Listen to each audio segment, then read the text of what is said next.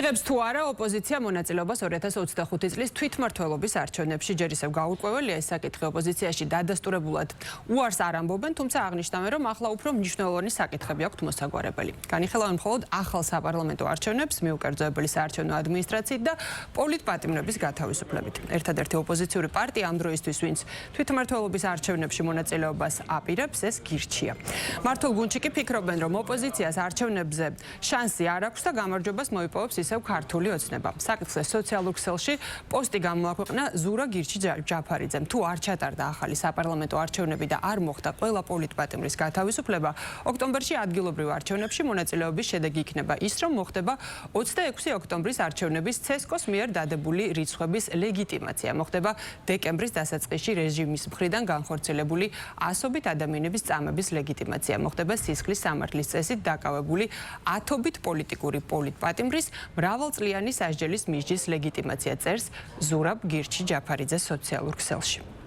ეხლა ეს არ არის თემა, რომელსაც ჩვენ ვიხილავთ, იმიტომ რომ არანაირი პირობა მანამ სანამ არ იქნება მკვეთრი ცვლილებები, როგორც კანონმდებლობაში, ადმინისტრაციების თვალსაზრისით თუ სახელმწიფოს ან მთელი მექანიზმების ჩარევის თვალსაზრისით, რომ რამე манипуляციები იყოს თავიდან აცილებული, ამაზე ახლა საერთოდ არ არის საუბარი.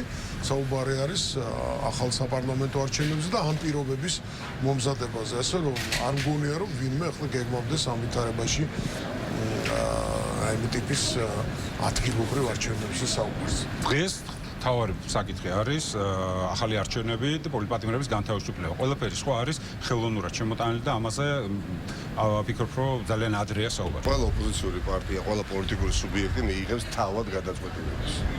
მე არ მგონია, რომ ვინმე რომელიმე პოლიტიკურმა სუბიექტმა მიიღოს პირველ რიგში საკუთარი თავის საზიანო გადაწყვეტილება და ამ ქვეყნის და ამ სახელმწიფოს საზიანო გადაწყვეტილება. მე მჯერა, რომ ქვეყანაში სადაც არჩევნების შედეგებს წერენ ასეთ პირობებში არალეგიტიმური ხელისუფლების მიერ ჩატარებულ არჩევნებში მონაწილეობის მსურველი არც ერთი ოპოზიციური პოლიტიკური სუბიექტი სურვილის და მიუხედავად არ იქნება, ვერ გამოჩნდება. ყველაზე ნათელია და ყველაზე სწორია და რაც მათ ძალიან კარგად იციან და მათმა პატრონებას, რომ მათი რეიტინგი არის ალბათ ისტორიულ მინიმუმზე, მათი არსებობის პერიოდში ისტორიულ მინიმუმზე, ეს ძალიან კარგად იციან.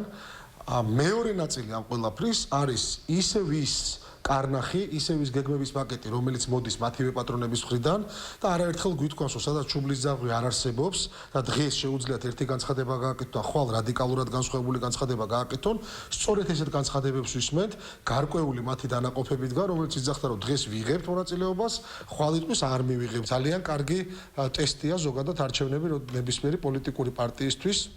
განსაკუთრებით ისეთი პარტიებისთვის, რომელიც თავის თავს ღიმილის მომგვრელია, მაგრამ გამარჯვებულად აცხადებდა ამ საპარლამენტო არჩევნებში.